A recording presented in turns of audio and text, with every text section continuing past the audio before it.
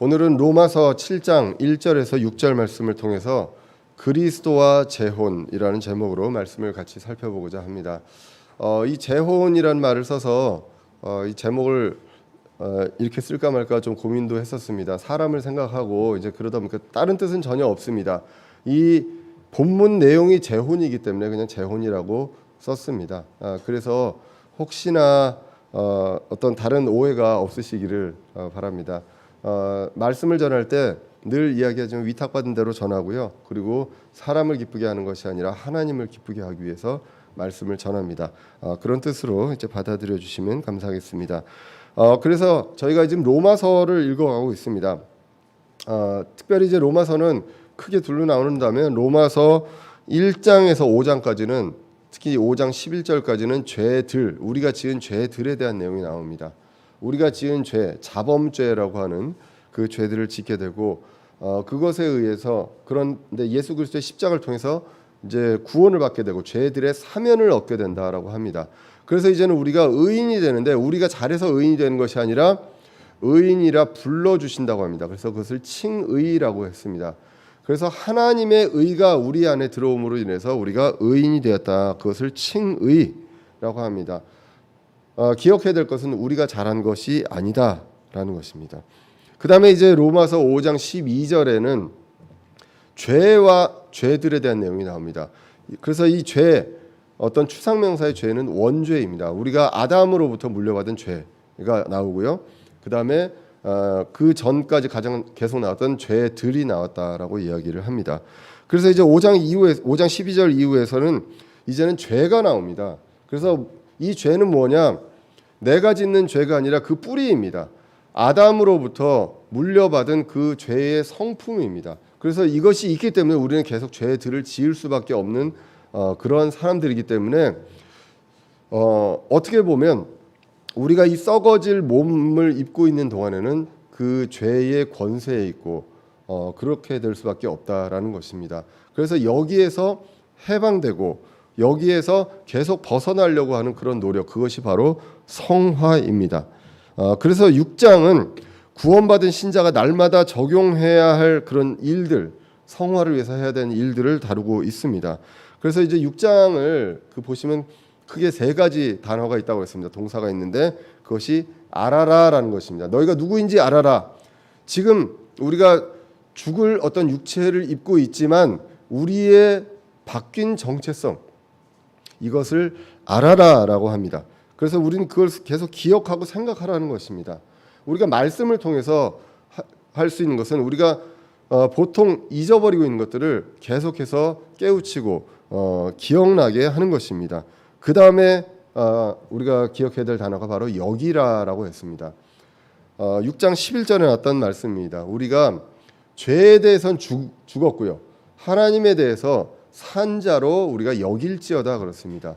우리가 아직 이러한 부분들이 완벽하게 이루어진 것은 아닙니다. 우리의 몸이 그대로 있기 때문에 우리는 죽을 육체가 있기 때문에 그런데 그렇게 된 줄로 여기고 살아라라고 합니다.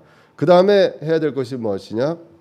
우리를 드리라라고 합니다. 내어주라, 드리라라고 합니다. 그래서 우리를 의의 도구로 드리라라고 이야기를 하고 있습니다. 그 삶이 바로 성화의 삶. 우리가 예수 그리스도를 만날 때까지 우리가 끊임없이 구원받은 자들이 해야 되는 삶입니다. 구원은 잃어버리지는 않습니다. 구원은 안전하게 보장되어 있습니다. 그런데 우리가 이 구원 이후에 성장하는 삶, 열매를 맺어가는 삶을 우리가 계속 살아가야 된다라고 이야기를 하고 있습니다. 그래서 6장에서는 이 우리의 상태의 변화를 어떻게 얘기하냐면 그리스도 안으로 침례를 받았다라고 이야기합니다. 이 침례는 푹 잠기는 거라고 얘기했습니다. 그래서 그리스도 안으로 잠겼습니다. 우리가 그러한 상태이다라고 이야기를 합니다. 그래서 오늘 아까 얘기했던 세 단어를 보자면 로마서 6장 3절에 그리스도 안으로 침례를 받은 우리가 다 그분의 죽음 안으로 침례를 받은 줄 너희가 알지 못하느냐, 알아야 한다라고 이야기를 하고 있고요. 그 다음에 이제 6장 11절에 이와 같이 너희도 너희 자신을 죄에 대하여는 참으로 죽은 자요 하나님께 대하여는 예수 그리스도 우리 주를 통해 산 자로 여길지어다. 우리는 그렇게 여기고 살아가는 것입니다. 우리의 몸이 그렇지 않고 우리가 계속 죄를 지을 수밖에 없는 상황이지만 우리는 하나님께 대하여 산 자로 여기며 살아가고 있습니다. 그래서 우리가 어떻게 해야 하느냐? 13절에 또한 너희 지체를 불의의 도구로 죄에 내어주지 말며 오직 너희 자신을 죽은 자들로부터 살아난 자로서 하나님께 드리고 너희 지체를 우리 몸을 의의 도구로 하나님께 드리라라고 기록을 하고 있습니다. 그래서 드리라, 알라, 여기라, 드리라라는 것을 이제 우리가 알 수가 있습니다. 그래서 은혜로 구원을 받은 우리가 성화의 삶을 이어가야 됩니다. 이 성화의 삶을 이어가는 것은 우리의 의지입니다. 그냥 자동으로 자연스럽게 되는 것이 아니라 우리가 끊임없이 이것을 알고 그렇게 여기고 우리를 드려야 하는 그러한 삶이 계속 되어야 한다는 것입니다. 그래서 6장은 전체적으로 은혜로 구원받은 그런 신자의 삶에 대한 내용입니다. 그래서 우리는 은혜 아래에 있다. 이제는 그렇게 이야기를 합니다. 6장 15절에 그런즉 어찌하리요 우리가 율법 아래 있지 아니하고 은혜 아래 있으므로 죄를 지으리요 결코 그럴 수 없느니라. 우리의 원래 지금 상태는 이미 은혜 아래에 있는 것으로 바뀌었습니다. 그래서 죄를 짓지 않는 상태라는 것입니다. 그렇게 여기라는 것입니다. 그렇다고 우리가 죄들을 안 짓습니까? 그렇지 않고 저와 여러분들 다 죄들을 짓고 삽니다. 근데 우리는 그렇게 여기고 이제는 성화되어 가는 삶을 살아야 한다라고 이야기를 합니다. 그래서 이렇게 이제 은혜 아래에 있다. 우리는 이러한 삶을 살아가야 된다라고 되는데 7장은 약간 좀 분위기가 달라집니다. 7장은 좀 약간 어두운 면을 또 얘기합니다. 우리가 죄들을 짓는다. 예, 그래서 우리가 계속 이런 부분들에 대해서 갈등할 수밖에 없다라는 내용들이 이제 7장에 나오게 됩니다. 그래서 7장은 그리스도인과 어떤 율법에 대한 내용, 이 내용을 다시 한번 짚고 넘어갑니다. 사실은 그냥 6장에서 8장으로 넘어가면 얼마나 스무스하게 좋을까라는 생각을 합니다. 근데 6장에서 쭉 그렇게 가다가 7장에서 한번 푹 내려갔다가 8장에서 다시 올라가는 그러한 분위기로 성경이 이제 가고 있습니다. 율법으로는 죄의 문제가 해결이 안 된다라는 내용을 이제 7장에서 분명하게 이야기를 하고 있습니다. 그래서 7장 13절 이하에서는 겉 사람과 속 사람이 갈등하고 있다. 이 내용을 굉장히 이제 그 심하게 사도 바울이 이제 이야기하고 있는 내용을 이야기합니다. 그래서 7장 24절에서는 내가 비참한 사람이다라고까지 이야기를 합니다.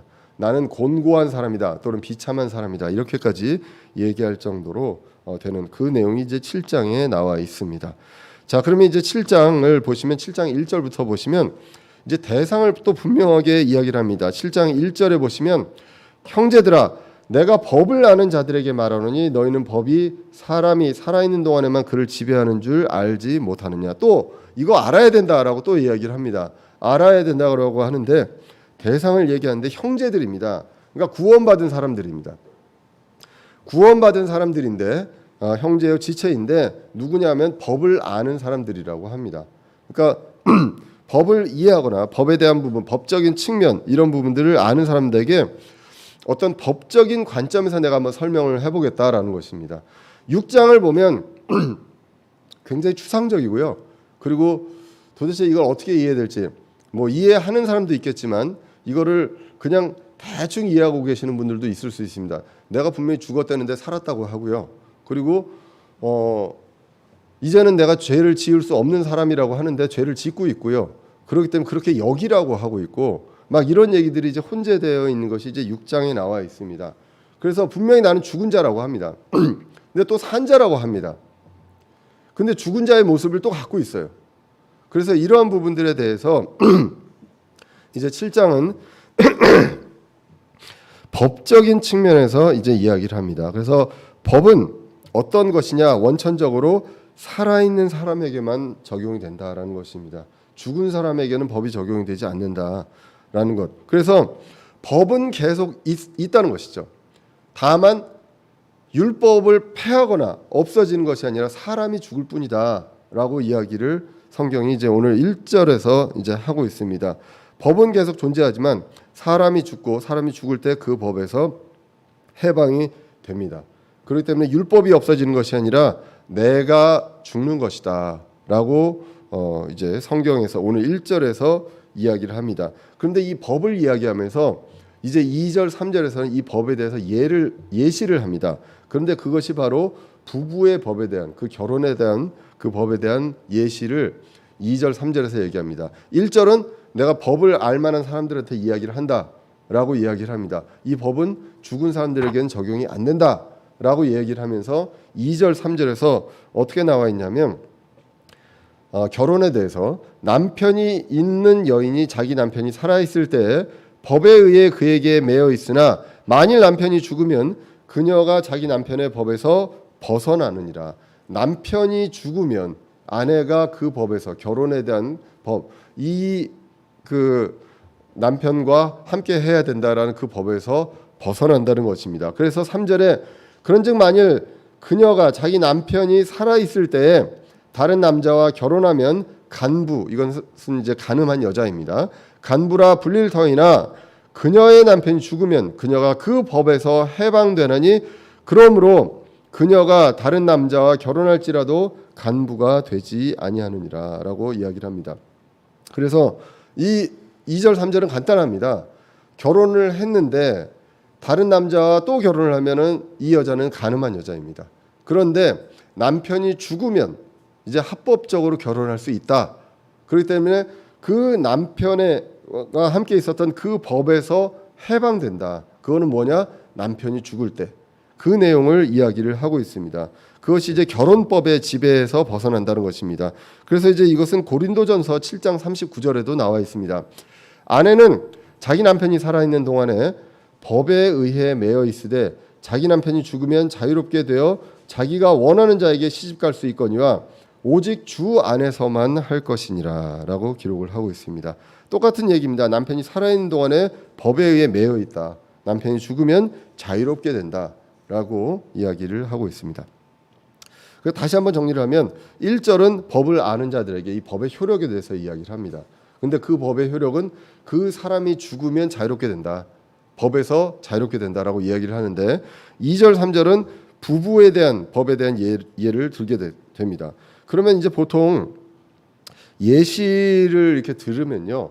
그 예는 원래 본론을 얘기하려는 것에 대한 예를 들려는 것 아닙니까? 그래서 보통 보면 지금 이 상황에서 남편이 죽어야 됩니다. 그럼 이게 남편이 누구냐? 그리고 아내가 누구냐? 그리고 재혼할 대상이 누구냐? 이것을 우리가 생각을 하게 됩니다. 비유를 통해서. 그래서 이제 그것들을 생각을 하게 되면서 4절을 한번 보시면 이렇게 나옵니다. 그러므로 내 형제들아 너희도 그리스도의 몸으로 말미암아 율법에 대하여 죽게 되었나니 이것은 너희가 다른 분 곧 죽은 자들로부터 일으키신 분과 결혼하게 하려 함이요 또 우리가 하나님께 이르는 열매를 맺게 하려 함이라라고 기록을 하고 있습니다. 여기까지 이제 4절까지 조금 이상하지 않으신가요? 혹시 지금 제가 읽었습니다. 1절에서 법은 죽은 사람들에게는 산 사람들한테만 해당이 된다라고 했고 2절 3절에서는 결혼법의 예를 들었습니다. 남편이 죽으면 재혼할 수 있다라는 내용들을 이야기를 했었습니다. 그런데 4절에서는 우리가 율법에 대해서 죽었다고 합니다. 안 이상하신가요? 저는 이게 예전에도 이제 말씀 전할 때 이게 걸려가지고 사실은 그때 이제 2014년도에 제가 솔직히 고백을 하자면 2014년도에 우리가 로마서 강의를 했습니다. 우리 교회 처음 시작할 때 로마서 강의를 했는데 이쪽은 뛰어넘어갔습니다. 로마서 7장 후반부로 그냥 뛰어넘어가 버렸거든요. 예. 어려운 부분들은 안 되겠다 그러고 그때 그 당시에 이제 뛰어넘어갔습니다. 왜냐하면 이게 해결이 안 되니까. 이게 쉽게 생각할 수도 있는데요. 뭐 어때요? 비유라는 게 그냥 죽으면 법에서 해결된다라는 거예요. 그러면 여기서도 내가 죽었으니까 율법에 대해서 죽었으니까 해결이 되었다. 예, 그래서 이제는 그리스도와 재혼한다라는 거예요. 그게 이제 죽은 자들로부터 일으켜지신 분, 이거는 누가 봐도 그리스도잖아요. 그리스도와 결혼하게 된다는 게 재혼이잖아요. 예, 이렇게 된다라고 이야기를 하고 있습니다.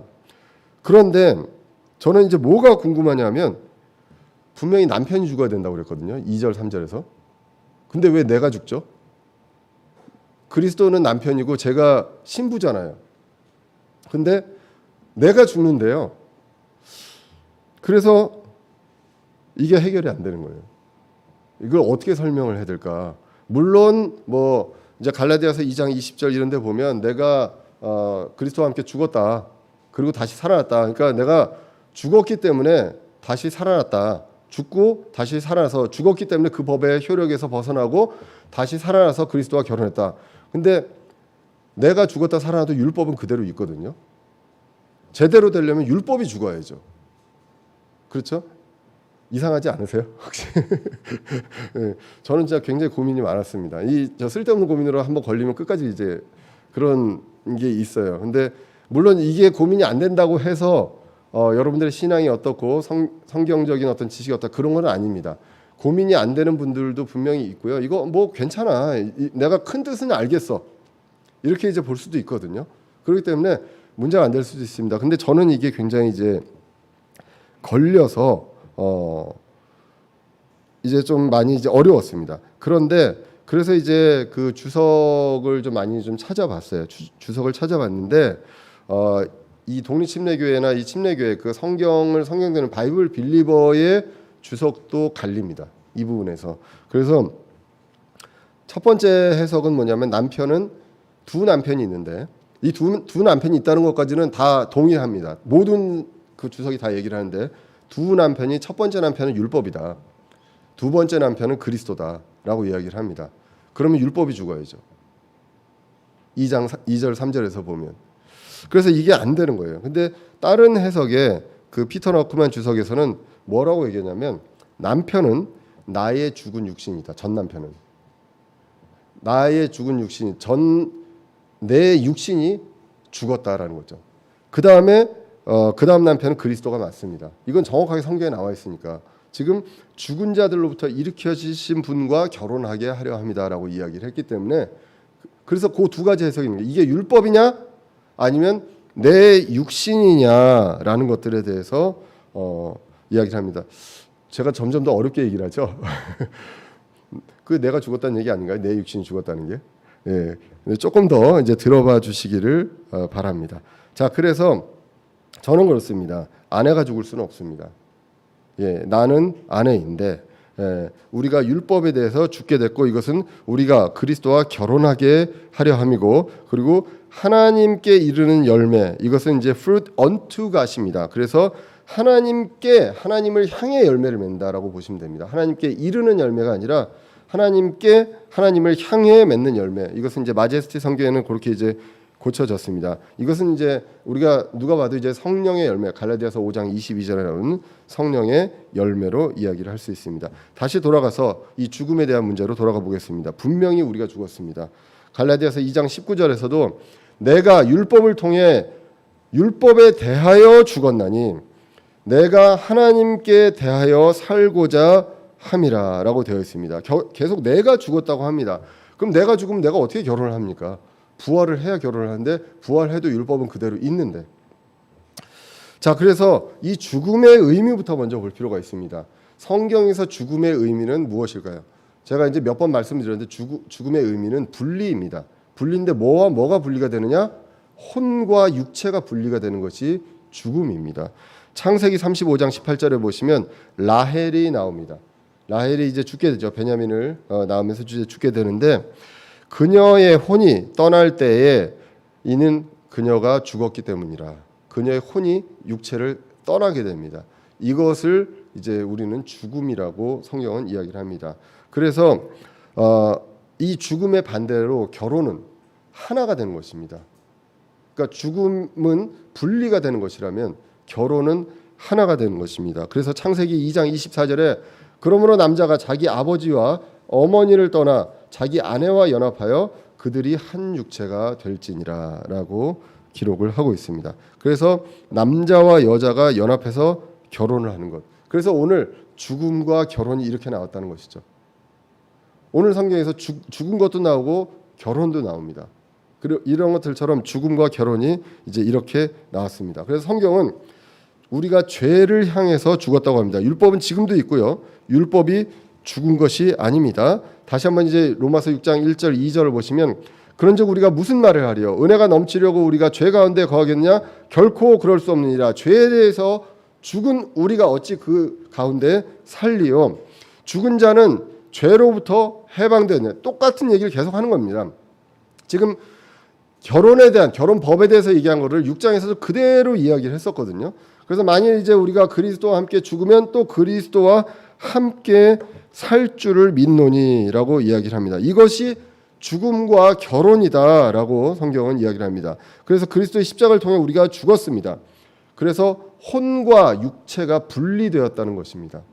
그래서 육체가 그렇게 분리가 되었는데 사실 우리가 진짜로 죽지는 않았잖아요. 그래서 6장 13절에 뭐라고 얘기합니까? 그렇게 여기라라고 이야기를 합니다. 그래서 죄에 대해서는 이미 내 육체가 내 혼과 분리되었다고 여겨라라는 것입니다. 그래서 이제는 그리스도와 결혼할 수 있게 됐습니다. 내 육체가요. 내 혼은 그대로 있습니다. 그리스도와 결혼할 때 내 혼은 그리스도와 결혼을 하게 되는 것입니다. 내 육체, 그 전에 육체는 죽고 그리스도와 결혼을 하게 됩니다. 그래서 고린도전서 6장 15절에 보시면 너희 몸이 그리스도의 지체인 줄, 그리스도와 하나가 되었습니다. 그리스도와 결혼해서 그리스도와 하나가 되어서 그리스도인 줄을 너희가 알지 못하느냐. 그런즉 내가 그리스도의 지체를 취하여 창녀의 지체로 만들겠느냐라고 이야기를 합니다. 결코 그럴 수 없느니라. 도대체 무슨 말이냐? 창녀와 결합하는 자는 한 몸인 줄 너희가 알지 못하느냐? 둘이 한 육체가 되리라 하시느니라. 그러므로 주와 결합하는 자는 한 영이 된다라고 합니다. 주와 결합해서 우리가 주와 하나가 된다라고 이야기를 합니다. 그래서 이제는 그것을 우리가 한 영이 되었다. 그래서 로마서 3장 6절에서 육에서 난 것은 육이고요, 영에서 난, 성령에서 난 것은 영이라고 합니다. 그래서 우리가 우리 혼이 지금 이 세상에서 같이 결합해 있는 육체가 있습니다. 이 육체와 분리됩니다. 그것이 누구를 통해서? 예수 그리스도를 통해서 이제 분리되었다라고 이야기를 하게 됩니다. 그래서 이제 주와 결합해서 한 영이 되었습니다. 이제는 그리스도의 몸입니다. 우리 그리스도가 머리이고 우리가 그리스도의 지체라고 합니다. 이 우주적인 교회입니다. 이 우주적인 교회를 이야기를 성경에서 이제 하고 있습니다. 그것을 이제 고린도전서 12장 27절에 보시면 이제 너희는, 저와 여러분은 그리스도의 몸입니다. 그리고 개별적으로 지체다라고 기록을 하고 있습니다. 그리고 우리는 썩어질 그 육체를 벗는다. 이 벗은 줄로 여기라라고 하는데 앞으로 언제 벗느냐? 고린도전서 15장 54절에서 기록합니다. 그리하여 이 썩을 것이 썩지 아니함을 입고 이 죽을 것이 죽지 아니함을 입을 때 우리가 입는다라고 이야기합니다. 벗어버리는 것, 분리된 것을 이야기를 하고 있습니다. 그래서 이럴 때 기록된 바 사망이 승리 가운데서 삼켜졌도다라고 기록을 합니다. 그래서 갈라디아서 3장 27절에 너희 중에 그리스도 안으로 침례를 받은 자, 그리스도 안으로 잠긴 자 어떻게 됩니까? 그리스도로 뭐 했다고요? 옷 입었다라고 기록을 합니다. 그래서 우리가 이 육체도 입었다라는 얘기가 성경에 굉장히 많이 나옵니다. 장막이라고도 얘기합니다. 장막을 벗어버릴 때가 됐다, 이런 얘기를 베드로가 이제 이야기도 합니다.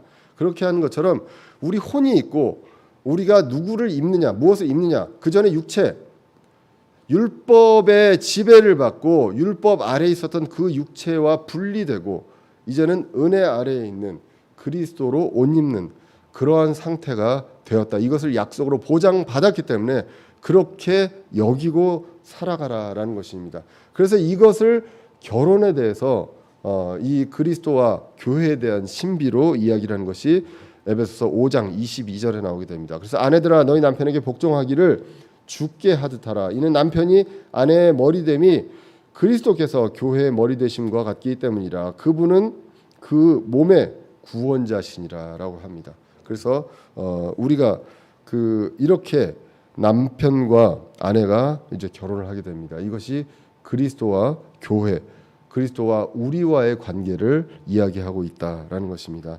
그래서 예수님의 죽음과 부활, 십자가의 죽음과 부활은 무엇을 의미하느냐? 그리고 우리가 그 안으로 침례 받았다는 것은 무엇을 의미하느냐? 예수님처럼 썩을 몸을 벗었습니다. 우리가 분리되었습니다. 그리고 썩지 아니할 몸을 입을 것입니다. 이 부분들에 대해서 분명하게 이야기를 합니다. 그래서 이제는 내가 죽었지만 살아있다. 내가 그 육체와 분리되었지만 이제는 그리스도를 입었기 때문에 살아있다. 혼이 혼자 있으면 죽은 거지만 어떤 그 육체와 또는 어떤 존재와 결합을 하면 그러면 살아있는 것. 그것이 이제 성경에서 얘기하는 죽음과 결혼의 원리라는 것입니다. 그래서 죽지만 여전히 살아있습니다. 율법도 죽지 않았습니다. 남편이 율법이라면 여전히 살아있다라는 것입니다. 자, 그래서 이제 다시 정리를 해보면 이게 이제 너무 어려울 수도 있으니까요. 다시 한번 정리를 해보면 뭐 그렇게 안 믿으셔도 상관없는데요. 이게 심각하지 않으면 그냥 넘어가셔도 됩니다. 저는 이게 굉장히 심각해서 그때 말씀을 뛰어넘어갈 정도로 모르셨죠? 그때 지금 그때 당시에 계셨던 분들이 있거든요. 2014년도에. 근데 그때는 아마 모르셨을 거거든요. 아, 그냥 뛰어넘어가셨나 보다 생각하실지 모르겠지만 그때는 그랬습니다. 근데 다시 이제 정리를 해보자면, 그러니까 제가 해석하고 우리 독립침례교회의 주석 중에 하나가 있는 것이 무엇이냐? 여기서 아내는 내 혼이다라는 것입니다. 그리고 남편 중에 첫 번째 남편은 육신이었습니다. 그리고 두 번째 남편은 그리스도다라는 것입니다. 재혼에 대한 것은 이견의 여지가 없습니다. 그런데 이제 그 부분들에 대해서 이제 다르다라는 것입니다. 그래서 그런 관점에서 보면 7장 5절이 해석이 됩니다. 7장 5절에 우리가 육신 안에 있었을 때, 여기서 우리 혼 말하자면 우리 혼이 육신 안에 있었을 때는 율법으로 말미암은 죄들의 활동이 우리 지체 안에서 일하여 사망에 이르는 열매를 맺게 하였으나라고 기록을 합니다. 그래서 과거 육신이 율법의 지배 아래에 있었습니다. 그리고 죄들의 활동이 있었습니다. 그래서 우리가 사망에 이르는 열매를 맺었습니다. 육신이 혼과 연합해 있을 때, 우리의 혼과 연합해 있을 때 그렇게 되어 있었다라는 것입니다. 그렇기 때문에 그때는 그 지배를 받을 수밖에 없었다. 그래서 로마서 5장 21절에 이것은 죄가 군림하여 사망에 이르게 한 것 같이 은혜도 의를 통해 군림하여 예수 그리스도 우리 주로 말미암아 영원한 생명에 이르게 하려 함이라라고 성경이 기록합니다. 그 당시에 과거 육신은 죄가 군림했습니다. 우리를 지배하고 통치했습니다. 그래서 죄들을 지을 수밖에 없습니다. 그래서 우리가 6장에서도 얘기했지만 우리가 주인이 누구인지, 주인을 잊지 않는 삶을 살지 않으면 과거에 지배했던 그 존재를 생각하면서 그렇게 갈 수밖에 없는 그러한 지금 우리가 육신의 옷을 입고 있다는 것입니다. 그래서 그 육신이 죽어서 내 혼이 자유롭게 해방되었다. 이것을 보장받았다라는 것입니다. 그래서 그리스도와 결혼해서 그리스도를 입었다라고 이야기를 합니다. 그래서 그리스도와 결혼하기 위해서 그리스도께서 우리의 육신을 죽이셨다. 그것이 그리스도 안으로 침례받았다라는 것입니다. 그래서 로마서 6장 4절에 그러므로 우리가 죽음 안으로 침례를 받아 그분과 함께 묻혔나니 이것은 그리스도께서 아버지의 영광을 힘입어 죽은 자들로부터 일으켜지신 것 같이 우리도 생명의 새로움 속에 걷게 하려 함이라. 죽인 이유가 있습니다. 우리의 육신을 분리해야 됩니다. 내가 지금 갖고 있는 육신을 가지고 완벽하게 의롭게 되거나 이제 예수 그리스도 앞에서 떳떳이 설 수 있는 그렇게 될 수가 없다는 것입니다. 반드시 분리가 되어야 이제 그리스도와 함께 옷 입는다라는 것입니다. 그것이 이 법에 의해서 율법의 입장에서 결혼의 법에 있어서 우리가 이해할 수 있는 것이다라고 성경이 이야기를 하고 있습니다. 이제는 그리스도와 결혼을 했습니다. 그리스도를 입었습니다. 그래서 그리스도와 결혼하기 위해서 우리의 육신을 죽이셨다라는 것이 이제 로마서 6장 4절에서 이제 나와 있었습니다. 그래서 5절을 아까 보시면 과거에 우리가 육신을 입고 있을 때 죄들이 이제 활동을 해서 그리고 사망에 이르는 열매를 맺었습니다. 그런데 이제는 어떻게 되었습니까? 7장 6절에서 우리를 붙들던 것, 그 육체가 안에서 죽었으므로 이제는 우리가 율법에서 구출되었나니 이제 그 옛 남편의 법에서 구출되었습니다. 이제는 우리가 영의 새로운 것 안에 섬기고 글자의 낡은 것 안에서 섬기지 아니하게 하려 함이다라고 기록을 합니다. 섬깁니다. 섬기는데 이제는 영의 새로운 것 안에서. 왜 영의 새롭습니까? 우리가 영이 이제 다시 태어났기 때문에, 죽어 있었던 영이 이제 살아났기 때문입니다. 그것이 이제 요한복음 3장에 나와 있었던 내용이었습니다. 그래서 이제 그리스도와 결혼을 해서 율법의 근거에도, 법의 입장에서 봐도 죄들의 대가가 치러졌고, 그리고 그 법에 아무런 관련이 없는 이제 그리스도와 결혼하면서 해방이 되었다. 이것이 바로 구출되었다, 구원이다라고 이제 성경이 기록을 합니다. 자, 그러면 이제 어떻게 하려 함이냐? 섬기게 하려 합니다라고 하는 것이죠. 오늘 본문이 섬기게 하려 합니다. 주님을 섬기는데 어떻게 섬깁니까? 영의 새로운 것으로 섬긴다. 글자의 낡은 것, 이거 글자의 낡은 것은 우리가 율법으로 이제 볼 수가 있죠. 그래서 글자의 낡은 것으로 섬기지 않습니다. 그리고 영의 새로운 것으로, 이제 과거 육신에서 분리돼서 율법에서 구출되고 영이 살아났기 때문에 영의 새로운 것으로 섬깁니다. 유대인들은요, 율법을 통해 하나님을 섬기려고 합니다. 그렇게 해서는 섬길 수가 없다는 것입니다. 반드시 그 부분들에 대해서 완전히 죽음으로 분리되고, 그리고 그리스도와 결합해야 이제 그리스도를 영의 새로운 것 안에서 섬길 수 있다라는 것입니다. 그러다 보니까 유대인들은요, 늘 신약 성경에서 예수님이 오셨을 때 보면 본질이 아니라 비본질을 가지고 이야기합니다. 율법이 어느새 모든 것 위에 올라가 있었습니다.